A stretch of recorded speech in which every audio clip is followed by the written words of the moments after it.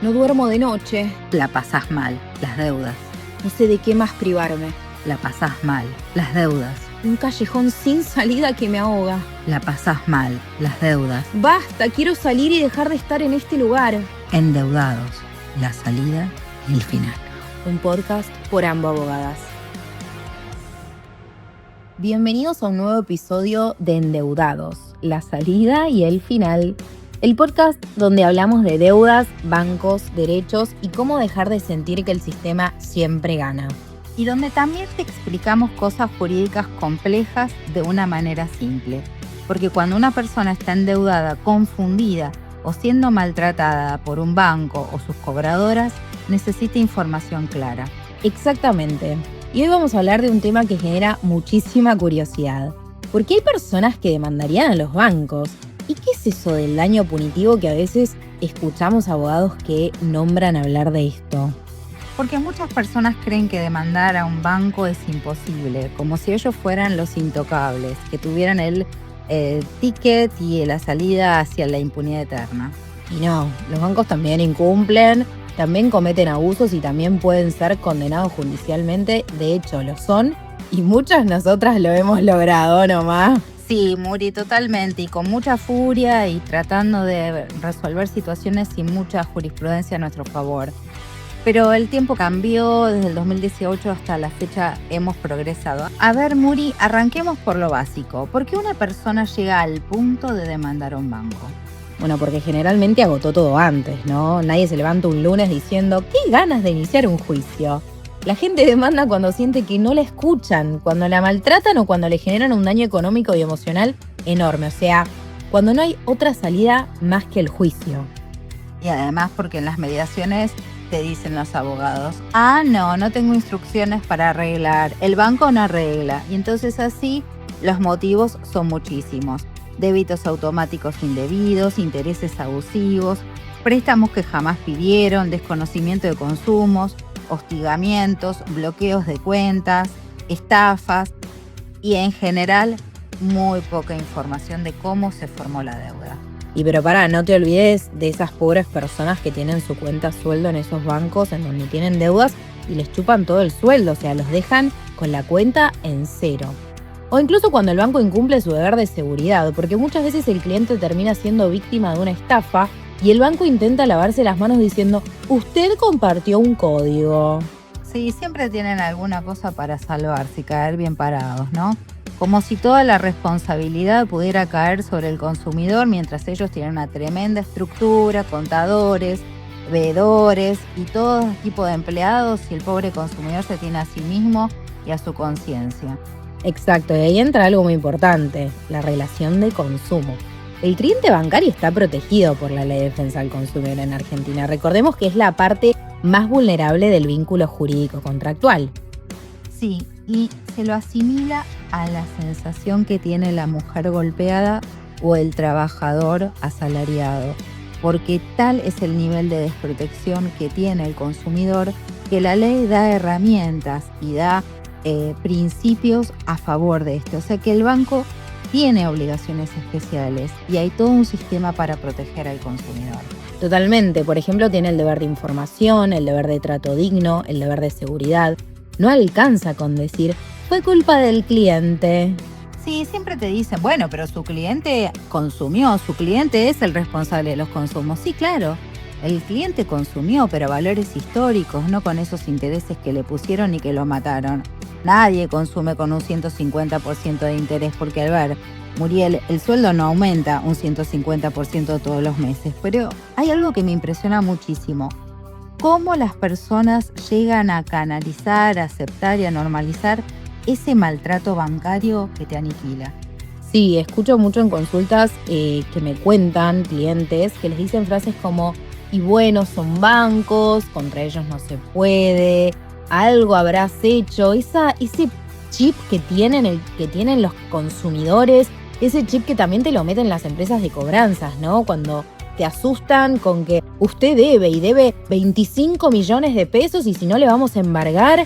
Y la verdad es que no todo siempre es tan lineal como te lo plantean. Y además, 25 millones de pesos ganando 1.200.000, es un chiste. Pero por eso los bancos siempre te mandan aún en etapa de mediación, a hablar con la empresa de cobranza. Porque sí, son los extorsionadores seriales. Son aquellos que prácticamente te ponen un revólver invisible en la sien y te dicen o pagás o pagás. Y no es así. Hay situaciones que son realmente gravísimas y que no pueden tener en cuenta que, sobre pretexto de cobrar la deuda, la gente va a vivir en la marginalidad. Por ejemplo, las personas jubiladas llorando porque les vaciaron las cuentas, vi mucho. Clientes perseguidos por estos estudios de cobranzas. Gente pagando intereses imposibles por años sin entender siquiera cuánto debía realmente. Y el desgaste emocional es enorme. Llegué a escuchar a una de mis clientas que decía que ella había pensado incluso en suicidarse. Y hay el caso de un integrante de la Fuerza de Seguridad que se tiró abajo de un tren, dejó una carta para su mamá explicando que no podía salir adelante de las deudas y que había decidido matarse. Eso es atroz. He escuchado muchas personas o personas que están con tratamiento psiquiátrico. La verdad es que esto está atormentando a muchas familias argentinas, porque la deuda no es solo económica. La deuda te saca el sueño, te genera ansiedad, culpa, vergüenza, y muchas veces el banco se aprovecha justamente de ese estado de vulnerabilidad. Es que estamos criados a pagar. La gente está criada con una madre y un padre que le dice hay que pagar las cuentas. Primero pagamos las cuentas, después vemos qué nos queda.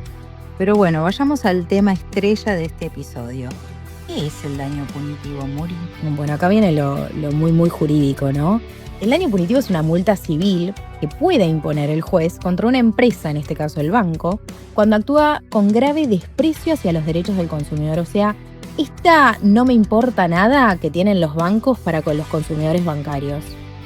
Sí, y también quizás ese te robo por acá un poquito, te saco por acá otro poquito.